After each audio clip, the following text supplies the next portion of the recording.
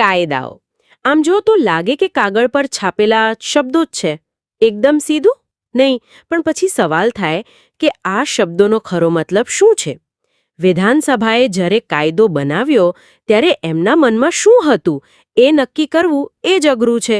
અદાલતો આ કેવી રીતે કરે છે? કોઈ જાદુ નથી, પણ હા, એક પદ્ધતિ છે. બિલકુલ. અને આજે આપણે એ જ પ્રક્રિયા વિશે થોડી ડિટેલમાં વાત કરીશું. કાયદાનું અર્થઘટન એટલે કે સ્ટેચ્યુટરી ઇન્ટરપ્રિટેશન. સીધા શબ્દોમાં કહું તો જ્યારે કાયદાના શબ્દો કદાચ અસ્પષ્ટ હોય અથવા કોઈ નવી જ પરિસ્થિતિ ઊભી થાય ત્યારે કોર્ટ એ શબ્દો પાછળનો સાચો ઈરાદો શું હતો એ શોધીને એને લાગુ કરે. અને આપણી આજની ચર્ચાનો આધાર છે statutory interpretation principles and rules પુસ્તકના અમુક મુખ્ય વિચારો. આપણો હેતુ એ સમજવાનો છે કે કોર્ટ કયા સિદ્ધાંતો વાપરે છે, આ અર્થઘટનની જરૂર જ કેમ પડે છે, અને હા, અમુક રસપ્રદ કેસ દ્વારા આ બધું પ્રેક્ટિકલી કેવું દેખાય છે એ પણ જોઈશું. ચાલો ત્યારે સમજીએ કે આ કાનૂની નિર્ણયો પાછળ શું વિચાર હોય છે. પણ એકદમ બેઝિક સવાલથી શરૂ કરીએ. કાયદો જેમ લખ્યો છે તેમ જ કેમ ન વાંચી શકાય? આ બધી માથાકૂટ શું કામ? સારો સવાલ છે. જુઓ, મુખ્ય કારણ તો ભાષા પોતે જ છે. એની પોતાની મર્યાદાઓ છે. દુનિયાની કોઈ પણ ભાષા ગમે તેટલી સમૃદ્ધ હોય, ભવિષ્યની દરેક શક્ય પરિસ્થિતિને એકદમ ચોક્કસાઈથી વર્ણવી ન શકે. કાયદો ઘડનારા કે ભવિષ્ય તો જોઈ શકતા નથી, ખરું ને? એટલે ઘણીવાર કાયદામાં વપરાયેલા શબ્દો સંદિગ્ધ હોય અથવા એના એકથી વધુ અર્થ નીકળી શકે. એટલે કે જે પરિસ્થિતિ કાયદો લખતી વખતે વિચારી જ ન હોય એ આવે ત્યારે પ્રોબ્લેમ થાય. હા, બરાબર. અને એવું પણ બને કે કાયદાની ભાષા અને વાસ્તવિક જીવનની જે જટિલતાઓ છે એમાં મેળ ન બેસે. બીજું, સમય બદલાય છે, સમાજ બદલાય, નવી ટેકનોલોજી આવે, આર્થિક સ્થિતિ બદલાય. હવે જૂના કાયદાઓને આ નવા જમાનામાં લાગુ કરવા હોય તો અર્થઘટન કરવું જ પડે, જેથી કાયદો સુસંગત રહે, ન્યાયી રહે. આખરે તો યોગ્ય અર્થઘટનથી જ કાયદાનું શાસન ટકી રહે અને લોકોના અધિકારો સચવાય. આ વાતને વધુ સ્પષ્ટ કરવા માટે મને લાગે છે પેલો આરએમડી ચમાર બાગવાલા વિરુદ્ધ યુનિયન ઓફ ઇન્ડિયા 1957 વાળો કેસ જોવું જોઈએ. એ ઇનામી સ્પર્ધાઓવાળો કેસ યાદ છે? સવાલ હતો કે આ કૌશલ્યની રમત છે કે જુગાર? હા, બહુ મહત્વનો કેસ છે. શ્રી ચમાર બાગવાલા એવી સ્પર્ધાઓ ચલાવતા હતા જેમ કે ક્રોસવર્ડ પઝલ કે ક્વિઝ. લોકો ફી ભરીને ભાગ લે અને જીતે એને ઇનામ મળે. સરકારે કાયદો લાવીને આવી ઇનામી સ્પર્ધાઓને જુગાર કહી દીધી અને એના પર નિયંત્રણો મૂક્યા. ચમર બાગવાલાએ આને પડકાર્યો. એમની દલીલ શું હતી કે ભાઈ, મારી સ્પર્ધાઓ તો બુદ્ધિ અને કૌશલ્ય પર ચાલે છે, મુખ્યત્વે નસીબ પર નહીં, એટલે જુગાર નથી. તો કોર્ટે શું કહ્યું? ઇનામી સ્પર્ધા શબ્દનો અર્થ કેવી રીતે કર્યો? સુપ્રીમ કોર્ટે ચમાર બાગવાલાની વાત માની. એમણે કહ્યું કે જુઓ, કાયદાનો ઈરાદો એવી પ્રવૃત્તિઓને રોકવાનો છે જે ફક્ત નસીબ પર આધારિત હોય, એટલે કે જુગાર. પણ જે રમતોમાં સફળતા મોટેભાગે કૌશલ્ય, જ્ઞાન કે બુદ્ધિ પર આધાર રાખતી હોય એને જુગાર ન કહેવાય. ભલે થોડો ઘણો નસીબનો ભાગ હોય, પણ જો મુખ્ય આધાર કૌશલ્ય હોય તો એ કલમ 19(1) હેઠળ આવે. એટલે કે વ્યવસાય કરવાની સ્વતંત્રતા. બરાબર, એ હેઠળ સુરક્ષિત છે. ઓહ, એટલે કોર્ટે ઇનામી સ્પર્ધા શબ્દનો અર્થ ખાલી નસીબની રમતો પૂરતો રાખ્યો, કૌશલ્યવાળી રમતો માટે નહીં. આ તો મોટો ફરક પડી ગયો. ચોક્કસ. આ કેસ એ જ બતાવે છે કે કોર્ટ કેવી રીતે કાયદાના શબ્દોનો અર્થ કરીને કૌશલ્ય આધારિત પ્રવૃત્તિઓને બચાવે છે અને સરકાર ક્યાં સુધી નિયંત્રણ લાવી શકે એની પણ એક લિમિટ નક્કી કરે છે. સીધું ગણિત. કૌશલ્યની રમત ઇક્વલ્સ ટુ કાનૂની વ્યવસાય. Tick mark, check mark. અને તકની રમત ઇક્વલ્સ ટુ જુગાર. એના પર નિયંત્રણ આવી શકે. Cross mark. X mark. Okay, તો અર્થઘટન કેમ જરૂરી છે એ સમજાયું, પણ હવે મુખ્ય વાત પર આવીએ. કોર્ટ આ કરે છે કેવી રીતે? કોઈ નિયમો છે એમના માટે? શરૂઆત ક્યાંથી કરે? હા, એમને એમ નહીં. કેટલાક સ્થાપિત સિદ્ધાંતો છે, ગાઈડલાઇન્સ છે. સૌથી પહેલો અને મૂળભૂત સિદ્ધાંત છે શાબ્દિક નિયમ, લિટરલ રૂલ. નામ જ કહે છે એમ, આ નિયમ કહેશે કે કાયદાના શબ્દોનો જે સાદો, સ્વાભાવિક વ્યાકરણ મુજબનો અર્થ થતો હોય એ જ લેવાનો. જો શબ્દો એકદમ ક્લિયર હોય તો કોર્ટે પોતાની સમજ કે ન્યાયની ભાવના ઉમેરવાની જરૂર નથી. ભલે પરિણામ કદાચ થોડું કઠોર લાગે તો પણ શબ્દોને વળગી રહેવાનું. એટલે જે લખ્યું છે એ જ ફાઇનલ. ડોન્ટ ઓવરથિંક ઇટ જેવું. આનું કોઈ ઉદાહરણ છે પ્રેક્ટિસમાં? હા, જેમ કે ઝારખંડ રાજ્ય વિરુદ્ધ ગોવિંદસિંહ 2005નો કેસ. આ ફોજદારી કેસ હતો. સુપ્રીમ કોર્ટે અહીં ભારપૂર્વક કહ્યું કે ફોજદારી કાયદાઓ જે સીધા વ્યક્તિની આઝાદી સાથે જોડાયેલા છે એનું અર્થઘટન બહુ જ કડક રીતે થવું જોઈએ, સ્ટ્રિક્ટલી. જો કાયદાના શબ્દોમાં જરા પણ અસ્પષ્ટતા હોય કે બે અર્થ નીકળતા હોય તો એનો લાભ હંમેશા આરોપીને મળવો જોઈએ. સજા ત્યારે જ થાય જો એનું કૃત્ય કાયદાના શબ્દો હેઠળ ચોક્કસપણે ગુનો બનતું હોય, ધારણાઓ પર નહીં. આ થયો શાબ્દિક નિયમનું પાલન. શબ્દે શબ્દને વળગી રહેવું.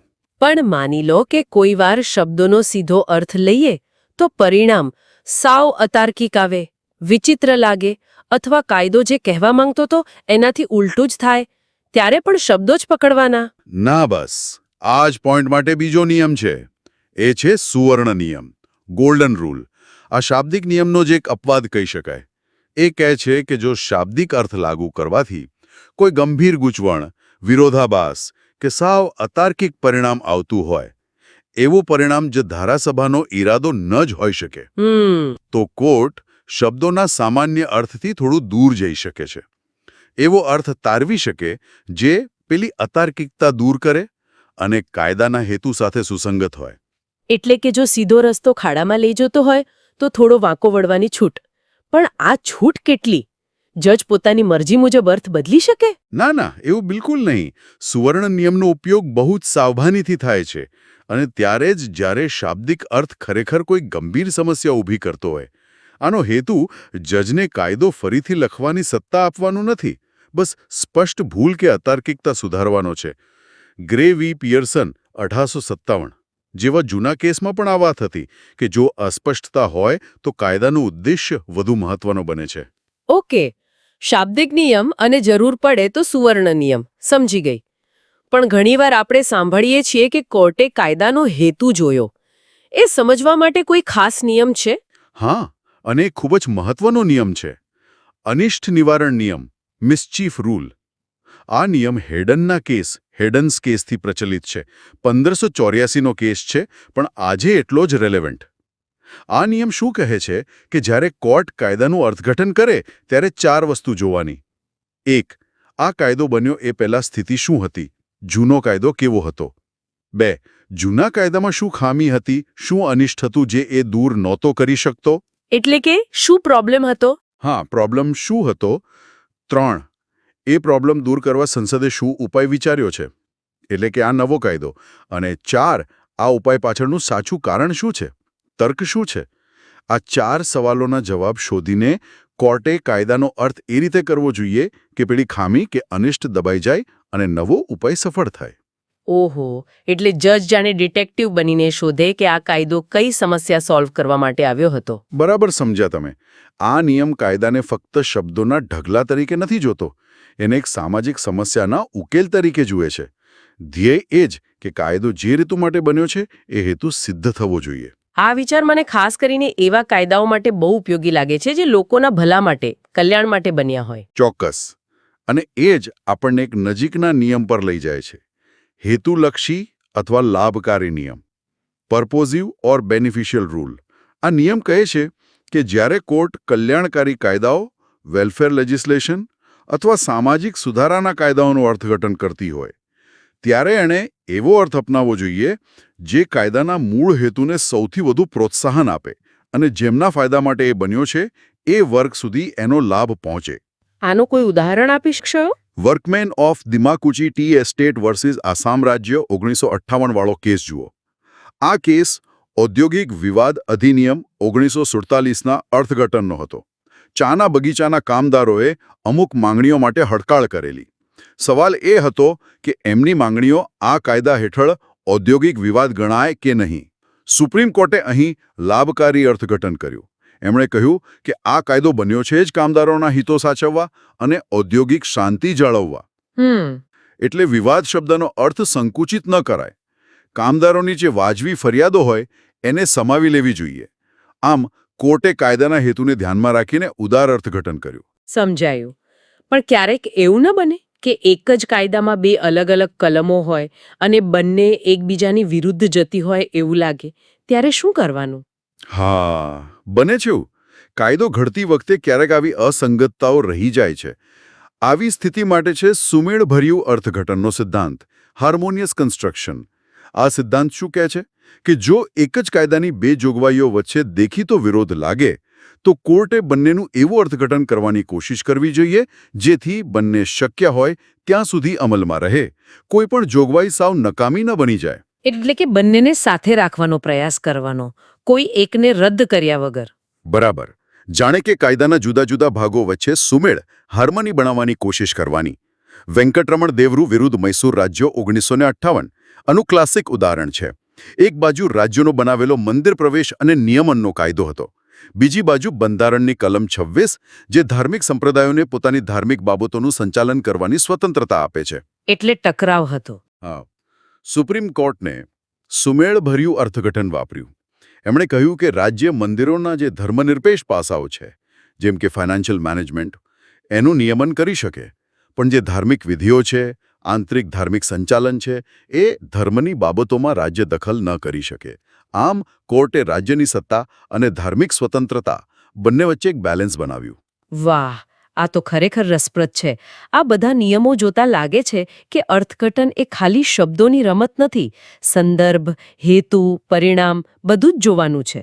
આપણે પેલી ફોજદારી કેસમાં કડક અર્થઘટનની વાત કરી હતી. આ કડક અને ઉદાર અર્થઘટન વિશે થોડું વધારે કહેશો? ચોક્કસ. કડક અર્થઘટન, સ્ટ્રિક્ટ કન્સ્ટ્રક્શન, અને ઉદાર અર્થઘટન, લિબરલ કન્સ્ટ્રક્શન, આ બે જુદા જુદા અભિગમ છે. કડક અર્થઘટન મોટે ભાગે ફોજદારી કાયદા માટે વપરાય છે, જે સજાની વાત કરે, અને કરવેરાના કાયદા માટે પણ, જે લોકો પર આર્થિક બોજ નાખે છે. અહીં વિચાર એ છે કે રાજ્ય કોઈની આઝાદી છીનવે કે પૈસા લે એ પહેલાં કાયદો એકદમ સ્પષ્ટ હોવો જોઈએ. જો જરા પણ શંકા હોય, અસ્પષ્ટતા હોય, તો એનો લાભ નાગરિકને મળે, આરોપી હોય કે કરદાતા. એટલે કે કાયદાનો અર્થ સંકુચિત રીતે કરવો. હા, ગોવિંદસિંહ અને તોલારામ રેલુમલ 1954ના કેસમાં આપણે આ જોયું. શંકાનો લાભ આરોપીને. અને ઉદાર અર્થઘટન. ઉદાર અર્થઘટન સામાન્ય રીતે સામાજિક કલ્યાણના કાયદાઓ માટે વપરાય છે, જેમ કે કામદાર કાયદા, પર્યાવરણના કાયદા, સ્ત્રીઓ કે બાળકોના રક્ષણના કાયદા, અથવા તો સુધારાત્મક કાયદા જે કોઈ જૂની ખામી દૂર કરવા બન્યા હોય. આ કાયદાઓનો હેતુ સારો હોય છે, લાભકારી હોય છે, એટલે કોર્ટ એનું અર્થઘટન થોડું વ્યાપક રીતે કરે છે, જેથી કાયદાનો હેતુ બરાબર પાર પડે અને વધુમાં વધુ લોકોને ફાયદો થાય. દિમાકુચીટી એ સ્ટેટ કેસ આનું ઉદાહરણ છે. ઓકે, તો આ બધા સિદ્ધાંતો તો સમજાયા, પણ જજ જ્યારે આ નિયમો વાપરે ત્યારે એમને મદદ કરવા માટે બીજું કંઈ હોય છે? મતલબ, એ શેના આધારે નક્કી કરે કે કયો નિયમ વાપરવો, કેવી રીતે વાપરવો? કોઈ ટૂલ્સ હોય છે? હા, ચોક્કસ હોય છે. એમનેમ હવામાં વાત નથી થતી. અર્થઘટનમાં મદદ માટે કેટલાક સાધનો હોય છે. એડ્સ ટુ ઇન્ટરપ્રિટેશન કહીએ આપણે એને. આ મુખ્યત્વે બે પ્રકારના હોય છે: આંતરિક, ઇન્ટરનલ, અને બાહ્ય, એક્સટર્નલ. આંતરિક એટલે કાયદાની અંદર જ હોય એવા. બરાબર. આંતરિક સાધનો એટલે કાયદાના લખાણનો જ એક ભાગ હોય એવા તત્વો. જેમ કે કાયદાની પ્રસ્તાવના, પ્રિએમ્બલ. એ કાયદાનો હેતુ બતાવે છે. કાયદાનું લાંબુ શીર્ષક, ટૂંકું શીર્ષક, કાયદામાં આપેલી વ્યાખ્યાઓ, ડેફિનેશન ક્લોઝિસ, પ્રકરણોના મથાળા એટલે કે હેડિંગ્સ, ક્યારેક કાયદા સાથે જોડાયેલી અનુસૂચિઓ, શેડ્યુલ્સ. આ બધું કાયદાનો સંદર્ભ અને એનો વ્યાપ સમજવામાં મદદ કરે છે. અને બાહ્ય સાધનો એટલે? કાયદાની બહારની વસ્તુઓ. હા, બાહ્ય સાધનો એટલે કાયદાના લખાણની બહારના સ્ત્રોત, જે કાયદાના હેતુ અથવા એના સંદર્ભ પર થોડો પ્રકાશ પાડી શકે. દાખલા તરીકે, સંસદ કે વિધાનસભામાં જ્યારે કાયદો પાસ થતો હોય ત્યારે થયેલી ચર્ચાઓ, પાર્લામેન્ટરી ડિબેટ્સ. જો કે એનો ઉપયોગ બહુ લિમિટેડ રીતે થાય છે.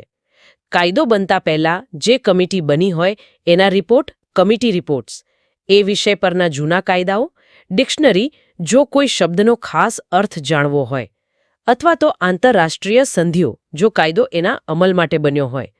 આ બધું બેકગ્રાઉન્ડ સમજવામાં મદદ કરે. એટલે કે કોર્ટ ફક્ત શબ્દો નહીં, પણ એની આખી કુંડળી જુએ છે, તેનો ઇતિહાસ, તેનો સંદર્ભ, બધું જ. આ સિવાય કોઈ એવી પાયાની ધારણાઓ પણ હોય છે જે અર્થઘટનને અસર કરે, પ્રિઝમ્પશન્સ.